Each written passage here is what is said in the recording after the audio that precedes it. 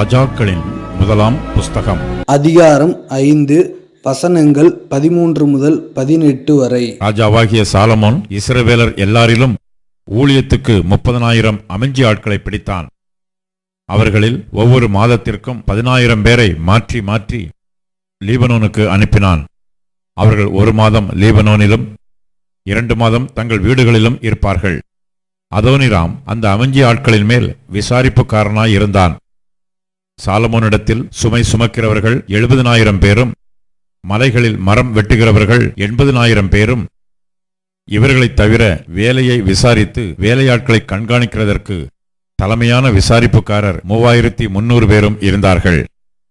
வெட்டின கல்லால் ஆலயத்துக்கு அஸ்திவாரம் போட பெரிதும் விலையேற பெற்றதுமான கற்களை கொண்டுவர ராஜா கட்டளையிட்டான். ஆலயத்தை கட்ட சாலமோனின் சிற்பாசாரிகளும் ஈராமின் சிற்பாசாரிகளும் கிபிலி ஊராரும் அந்த மரங்களையும் கற்களையும் வெட்டி ஆயத்தப்படுத்தினார்கள். நாளாகமத்தின் 2ஆம் புஸ்தகம் அதிகாரம் 2 வசனம் 2. சுமை சுமக்கிறதற்கு 70,000 பேரையும், மலையில் மரம் வெட்டுகிறதற்கு 80,000 பேரையும், இவர்கள் மேல் தலைவராக 3,600 பேரையும் எண்ணி ஏற்படுத்தினான். நாளாகமத்தின் 2ஆம் புஸ்தகம் அதிகாரம் 2 வசனங்கள் 17 முதல் 18 வரை. தன் தகப்பனாகிய தாவீது இஸ்ரவேல் தேசத்தில் உண்டான மறு ஜாதியாரையெல்லாம் எண்ணி தொகையிட்டது போல சாலமோனும் அவர்களை எண்ணினான். அவர்கள் 1,53,600 பேராயிருந்தார்கள். இவர்களில் அவன் 70,000 பேரை சுமை சுமக்கவும், 80,000 பேரை மலையில் மரம் வெட்டவும், 3,600 பேரை ஜனத்தின் வேலையை விசாரிக்கும் தலைவராயிருக்கவும் வைத்தான். ராஜாக்களின் முதலாம் புஸ்தகம் அதிகாரம் 9 வசனங்கள் 15 முதல் 16 வரை. பிடித்த அமைஞ்சி ஆட்களைக் கொண்டு சாலமோன் ராஜா தான் கர்த்தருடைய ஆலயத்தையும் தன் அரமனையையும் மில்லோவையும் எருசலேமின் மதிலையும் ஆத்சோரையும் மெகிதோவையும் கேசேரையும் கட்டினான். கேசேரை ஏன் கட்டினான் என்றால், எகிப்தின் ராஜாவாகிய பார்வோன் புறப்பட்டு வந்து அந்த கேசேர் பட்டணத்தை பிடித்து அதை அக்கினியால் சுட்டெரித்து அதிலே குடியிருந்த கானானியரை கொன்று போட்டு அதை சாலமோனின் மனைவியாகிய தன் குமாரத்திற்கு சீதனமாக கொடுத்திருந்தான். ராஜாக்களின் முதலாம் புஸ்தகம் அதிகாரம் 9 வசனங்கள் 20 முதல் 23 வரை. இஸ்ரவேல் புத்திரர் சங்காரம் பண்ணக்கூடாமல் மீந்திருந்த இஸ்ரவேல் புத்திரரின் ஜாதி அல்லாத எமோரியர், ஏத்தியர், பெரிசியர், ஏவியர், எபூசியருமான சகல ஜனத்திலும் அவர்களுக்கு பிறகு தேசத்தில் மீந்திருந்த சகல ஜனங்களுடைய பிள்ளைகளையும் சாலமோன் இந்நாள் வரை நடக்கிறது போல அமைஞ்சி வேலை செய்ய அடிமைப்படுத்திக் கொண்டான். இஸ்ரவேல் புத்திரரில் ஒருவரையும் சாலமோன் அடிமைப்படுத்தவில்லை. அவர்கள் யுத்த மனுஷரும் அவனுக்கு பணிவிடைக்காரரும் பிரபுக்களும் சேர்வைக்காரரும் ரத வீரரும் குதிரை வீரருமாய் இருந்தார்கள். 550 பேர் சாலமோனின் வேலையை விசாரித்து வேலையாட்களை கண்காணிக்கிறதற்கு தலைமையான விசாரிப்புக்காரராய் இருந்தார்கள். நாளாகமத்தின் 2ஆம் புஸ்தகம் அதிகாரம் 8 வசனங்கள் 7 முதல் 10 வரை. இஸ்ரவேல் புத்திரர் சங்காரம் பண்ணாதிருந்த இஸ்ரவேல் ஜாதி அல்லாத ஏத்தியர், எமோரியர், பெரிசியர், ஏவியர், எபூசியரில் மீதியான சகல ஜனத்திலும் அவர்களுக்கு பிறகு தேசத்தில் இருந்த அவர்கள் பிள்ளைகளை சாலமோன் இந்நாள் வரைக்கும் இருக்கிறபடி பகுதி கட்டச் செய்தான். இஸ்ரவேல் புத்திரரில் ஒருவரையும் சாலமோன் தன் வேலையை செய்ய அடிமைப்படுத்தவில்லை. அவர்கள் யுத்த மனுஷரும் அவனுடைய சேர்வைக்காரரின் தலைவரும் அவனுடைய ரதங்களுக்கும் குதிரை வீரருக்கும் தலைவருமாயிருந்தார்கள். ராஜாவாகிய சாலமோனுடைய ஊழியக்காரரின் தலைவராகிய இவர்களில் 250 பேர் ஜனத்தை ஆண்டார்கள். ராஜாக்களின் முதலாம் புஸ்தகம் அதிகாரம் 6. இஸ்ரவேல் புத்திரர் எகிப்து தேசத்திலிருந்து புறப்பட்ட 480ஆம் வருஷத்திலும் சாலமோன் இஸ்ரவேலின் மேல் ராஜாவான 4ஆம் வருஷம் சீப் மாதமாகிய 2ஆம் மாதத்திலும் அவன் கர்த்தரின் ஆலயத்தை கட்டத் தொடங்கினான். சாலமோன் ராஜா கர்த்தருக்கு கட்டின ஆலயம் 60 முழ நீளமும் 20 முழ அகலமும் 30 முழ உயரமுமாயிருந்தது. ஆலயமாகிய அந்த மாளிகையின் முகப்பிலே அவன் கட்டின மண்டபம் ஆலயத்தின் அகலத்திற்கு சரியாய் 20 முழ நீளமும் ஆலயத்துக்கு முன்னே 10 முழ அகலமுமாயிருந்தது. பார்வைக்கு குறுகி போகிற ஒடுக்கமான ஜன்னல்களை ஆலயத்திற்கு செய்வித்தான். அவன் தேவாலயத்தின் சுவரும் சந்நிதி ஸ்தான சுவருமாகிய ஆலயத்தின் சுவர்களுக்கு அடுத்ததாய் சுற்றுக்கட்டுகளை கட்டி அவைகளில் அறைகளைச் சுற்றிலும் உண்டாக்கினான். கீழே இருக்கிற சுற்றுக்கட்டு 5 முழ அகலமும், நடுவே இருக்கிறது 6 முழ அகலமும், மூன்றாவதாய் இருக்கிறது 7 முழ அகலமுமாயிருந்தது. அவைகள் ஆலயத்தினுடைய சுவர்களிலே தாங்காதபடிக்கு ஆலயத்தை சுற்றிலும் புறம்பே ஒட்டுச்சுவர்களை கட்டுவித்தான். ஆலயம் கட்டப்படுகையில் அது பணி தீர்ந்து கொண்டு வரப்பட்ட கற்களாலே கட்டப்பட்டது. ஆகையால் அது கட்டப்படுகிற போது சுத்திகள், வாச்சிகள் முதலான எந்த இருப்பு ஆயுதங்களின் சத்தமும் அதிலே கேட்கப்படவில்லை. நடு அறைகளுக்கு போகிற வாசற்படி ஆலயத்தின் வலதுபுறத்தில் இருந்தது. சுழற்படிகளால் நடு அறைகளுக்கும் நடு அறைகளிலிருந்து 3வது அறைகளுக்கும் ஏறுவார்கள். இவ்விதமாய் அவன் ஆலயத்தை கட்டி கேதுரு மர உத்திரங்களாலும் பலகைகளாலும் ஆலயத்தை மச்சுப்பாவி முடித்தான். அவன் 5 முழ உயரமான சுற்றுக்கட்டுகளை ஆலயத்தின் மேலெங்கும் கட்டுவித்தான். அவைகள் கேதுரு மரங்களால் ஆலயத்தோடு இணைக்கப்பட்டிருந்தது. அப்பொழுது கர்த்தருடைய வார்த்தை சாலமோனுக்கு உண்டாயிற்று. அவர், நீ என் கட்டளைகளின்படி நடந்து என் நீதி நியாயங்களை நிறைவேற்றி என் கற்பனைகளின்படியெல்லாம் நடந்து கொள்ளும்படிக்கு அவைகளை கைக்கொண்டால், நீ கட்டுகிற இந்த ஆலயத்தை குறித்து நான் உன் தகப்பனாகிய தாவீதோடே சொன்ன என் வார்த்தையை உன்னிடத்தில் நிறைவேற்றி இஸ்ரவேல் புத்திரர் நடுவிலே வாசம் பண்ணி என் ஜனமாகிய இஸ்ரவேலை கைவிடாதிருப்பேன் என்றார். அப்படியே சாலமோன் ஆலயத்தை கட்டி முடித்தான். ஆலயத்து சுவர்களின் உட்புறத்தை தளம் தொடங்கி சுவர்களின் மேல் மச்சு மட்டும் கேதுரு பலகைகளால் மூடி, இப்படி உட்புறத்தை மரவேலையாக்கி ஆலயத்தின் தளத்தை தேவதாரி விருட்சங்களின் பலகைகளினால் தளவரிசைப்படுத்தினான்.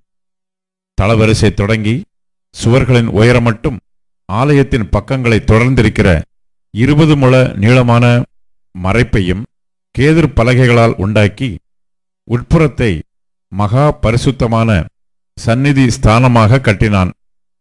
அதன் முன் இருக்கிற தேவாலயமாகிய மாளிகை 40 முழ நீளமாயிருந்தது. ஆலயத்திற்குள் இருக்கிற கேதுரு மரங்களில் மொக்குகளும் மலர்ந்த பூக்களுமான சித்திரவேலை செய்திருந்தது. பார்வைக்கு ஒரு கல்லாகிலும் காணப்படாமல் எல்லாம் கேதுரு மரமாயிருந்தது. கர்த்தருடைய உடன்படிக்கை பெட்டியை வைக்கிறதற்கு ஆலயத்துக்குள்ளே சந்நிதி ஸ்தானத்தை ஆயத்தப்படுத்தினான். சந்நிதி ஸ்தானம் முன்புறம் மட்டும் 20 முழ நீளமும் 20 முழ அகலமும் 20 முழ உயரமுமாயிருந்தது. அதை பசும்பன் தகட்டால் மூடினான். கேதுரு மர பலிபீடத்தையும் அப்படியே மூடினான். ஆலயத்தின் உட்புறத்தை சாலமோன் பசும்பன் தகட்டால் மூடி சந்நிதி ஸ்தானத்தின் மறைப்புக்கும் பொன் சங்கிலிகளை குறுக்கே போட்டு அதை பொன் தகட்டால் மூடினான். இப்படி ஆலயம் முழுவதும் கட்டி தீர்மட்டும் அவன் ஆலயம் முழுவதையும் பொன் தகட்டால் மூடி சந்நிதி ஸ்தானத்திற்கு முன்பாக இருக்கிற பலிபீடத்தை முழுவதும் பொன் தகட்டால் மூடினான். சந்நிதி ஸ்தானத்தில் ஒலிவ மரங்களால் 2 கேருபீன்களை செய்து வைத்தான். ஒவ்வொன்றும் 10 முழ உயரமாயிருந்தது. கேருபீனுக்கு இருக்கிற ஒரு செட்டை 5 முழமும் கேருபீனின் மற்ற செட்டை 5 முழமுமாய், இப்படி ஒரு செட்டையின் கடைசி முனை தொடங்கி மற்ற செட்டையின் கடைசி முனை மட்டும் 10 முழமாயிருந்தது. மற்ற கேருபீனும் 10 முழமாயிருந்தது. 2 கேருபீன்களும் ஒரே அளவும் ஒரே திட்டமுமாயிருந்தது. ஒரு கேருபீன் 10 முழ உயரமாயிருந்தது. மற்ற கேருபீனும் அப்படியே இருந்தது. அந்த கேருபீன்களை உள் ஆலயத்திலே வைத்தான். கேருபீன்களின் செட்டைகள் விரிந்திருந்ததினால் ஒரு கேருபீனின் செட்டை ஒரு பக்கத்து சுவரிலும் மற்ற கேருபீனின் செட்டை மறுபக்கத்துச் சுவரிலும் தொடத்தக்கதாய் இருந்தது. ஆலயத்தின் நடுமையத்தில் அவைகளின் செட்டைகள் ஒன்றோடொன்று தொடத்தக்கதாய் இருந்தது. அந்த கேருபீன்களை பொன் தகட்டால் மூடினான். ஆலயத்தின் சுவர்களையெல்லாம் அவன் சுற்றிலும் உள்ளும் புறம்புமாக கேருபீன்களும் பேரிந்துகளும் மலர்ந்த பூக்களுமான சித்திரங்களும் கொத்து வேலைகளும் ஆக்கினான். உள்ளும் புறம்புமாய் இருக்கிற ஆலயத்து தளவரிசையையும் பொன் தகட்டால் மூடினான். சந்நிதி ஸ்தானத்தின் வாசலுக்கு ஒலிவ மரங்களால் இரட்டை கதவுகளைச் செய்தான். மேல் சட்டமும் நிலைகளும் மறைப்பின் அளவில் 1/5 இருந்தது.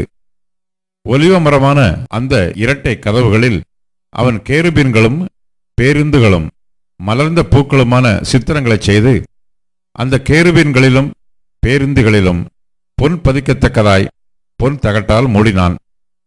இப்படி தேவாலயத்தின் வாசலுக்கும் ஒலிவ மர நிலைகளைச் செய்தான். அது சுவர் அளவில் 4 இருந்தது. அதன் 2 கதவுகளும் தேவதாரி பலகைகளால் செய்யப்பட்டிருந்தது. ஒரு கதவுக்கு 2 மடிப்பு பலகைகளும் மற்ற கதவுக்கு 2 மடிப்பு பலகைகளும் இருந்தது.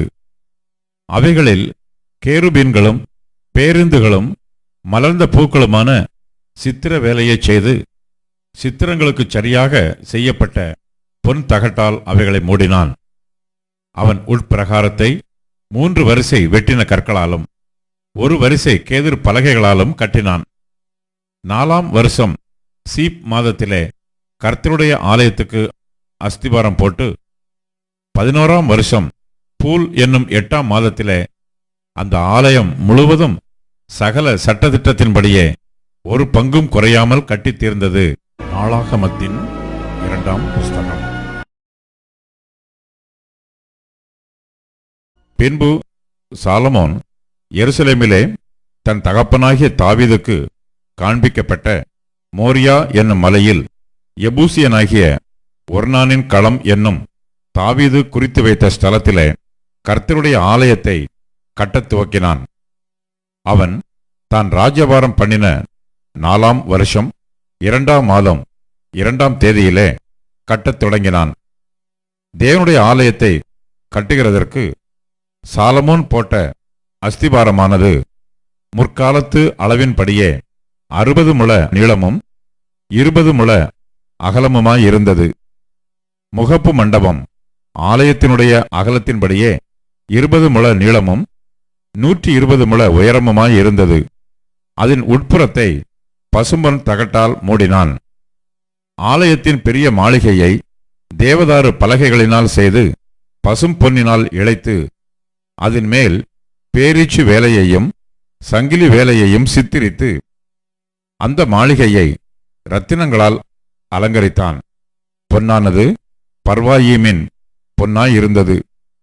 அந்த மாளிகையின் உத்திரங்களையும் நிலைகளையும் அதன் சுவர்களையும் அதன் கதவுகளையும் பொன் தகட்டால் மூடி கொத்து வேலையால் சுவர்களிலே கேருபீன்களை செய்வித்தான். மகா பரிசுத்தமான ஆலயத்தையும் கட்டினான். அதன் நீளம் ஆலயத்தினுடைய அகலத்தின்படி 20 முழமும் அதன் அகலம் 20 முழமுமாயிருந்தது. அதை 600 தாலந்து பசும் பொன்னினால் இழைத்தான். ஆணிகளின் நிறை 50 பொன் சேக்கலானது. மேல் அறைகளையும் பொன்னினால் இழைத்தான். அவன் மகா பரிசுத்தமான ஆலயத்திலே 2 கேருபீன்களையும் சித்திர வேலையாய் உண்டு பண்ணினான். அவைகளை பொன் தகட்டால் மூடினான். அந்த கேருபீன்களுடைய செட்டைகளின் நீளம் 20 முழமானது. ஒன்றினுடைய ஒரு செட்டை 5 முழமாயிருந்து ஆலயத்துச் சுவரை தொட்டது. மறு செட்டை 5 முழமாயிருந்து மற்ற கேருபீனின் செட்டையை தொட்டது. மற்ற கேருபீனின் ஒரு செட்டையும் 5 முழமாயிருந்து ஆலயத்துச் சுவரை தொட்டது. அதன் மறு செட்டையும் 5 முழமாயிருந்து மற்ற கேருபீனின் செட்டையை தொட்டது. இப்படியே அந்த கேருபீன்களின் செட்டைகள் 20 முழ விரிவாயிருந்தது. அவைகள் தங்கள் கால்களால் ஊன்றி நின்றது. அவைகளின் முகங்கள் ஆலயத்து உட்புறமாய் நோக்கியிருந்தது. இளநீல நூலாலும் இரத்தாம்பர நூலாலும் சிவப்பு நூலாலும் மெல்லிய நூலாலும் திரையையும் அதிலே கேருபீன்களின் உருவங்களையும் உண்டு பண்ணினான். ஆலயத்திற்கு முன்பாக 35 முழ உயரமான 2 தூண்களையும் அவைகளுடைய முனைகளின் மேல் இருக்கும் 5 முழ உயரமான கும்பங்களையும் உண்டாக்கி சந்நிதிக்கு முன்னிருக்க சங்கிலிகளையும் பண்ணி தூண்களின் முனைகளின் மேல் பற்ற வைத்து 100 மாதளம் பழங்களையும் பண்ணி அந்த சங்கிலிகளில் கோத்தான்.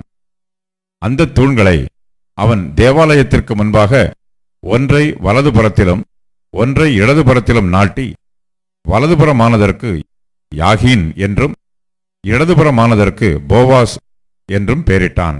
சங்கீதம் 127. சாலமோன் பாடின ஆரோகண சங்கீதம். கர்த்தர் வீட்டை கட்டாராகில் அதை கட்டுகிறவர்களின் பிரயாசம் விருதா. கர்த்தர் நகரத்தை காவாராகில் காவலாளர் விழித்திருக்கிறது விருதா. நீங்கள் அதிகாலையில் எழுந்து நேரப்பட வேலையிலே தரித்து வருத்தத்தின் அப்பத்தை சாப்பிடுகிறதும் விருதா. அவரே தமக்கு பிரியமானவனுக்கு நித்திரை அளிக்கிறார். இதோ பிள்ளைகள் கர்த்தரால் வரும் சுதந்திரம், கற்பத்தின் கனி அவரால் கிடைக்கும் பலன்.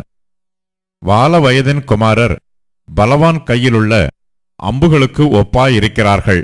ராஜாக்களின் முதலாம் புஸ்தகம் அதிகாரம் 7 வசனங்கள் 1 முதல் 12 வரை. சாலமோன் தன் அரண்மனை முழுவதையும் கட்டி முடிக்க 13 வருஷம் சென்றது. அவன் லீபனோன் வனம் என்னும் மாளிகையையும் கட்டினான். அது 100 முழ நீளமும் 50 முழ அகலமும் 30 முழ உயரமுமாயிருந்தது. அதை கேதுருமர உத்திரங்கள் பாவப்பட்ட கேதுரு மரத் தூண்களின் 4 வரிசைகளின் மேல் கட்டினான். ஒவ்வொரு வரிசைக்கு 15 தூண்களாக 45 தூண்களின் மேல் வைக்கப்பட்ட உத்திரங்களின் மேல் கேதுருக்களால் மச்சுப்பாவி இருந்தது. 3 வரிசை ஜன்னல்கள் இருந்தது. 3 வரிசையிலும் ஜன்னல்கள் ஒன்றுக்கொன்று எதிராயிருந்தது. ஜன்னல்களின் வாசல்களும் சட்டங்களும் எல்லாம் சதுரமாயிருந்தது. 3 வரிசையிலும் ஜன்னல்கள் ஒன்றுக்கொன்று எதிராயிருந்தது. 50 முழ நீளமும் 30 முழ அகலமுமான மண்டபத்தையும் தூண்கள் நிறுத்தி கட்டினான். அந்த மண்டபமும் அதன் தூண்களும் உத்திரங்களும் மாளிகையின் தூண்களுக்கும் உத்திரங்களுக்கும் எதிராயிருந்தது. தான் இருந்து நியாயம் தீர்க்கிறதற்கு நியாயாசனம் போட்டிருக்கும் ஒரு நியாய விசாரணை மண்டபத்தையும் கட்டி அதன் ஒரு பக்கம் துவக்கி மறுபக்கம் மட்டும் கேதுரு பலகைகளால் தளவரிசைப்படுத்தினான்.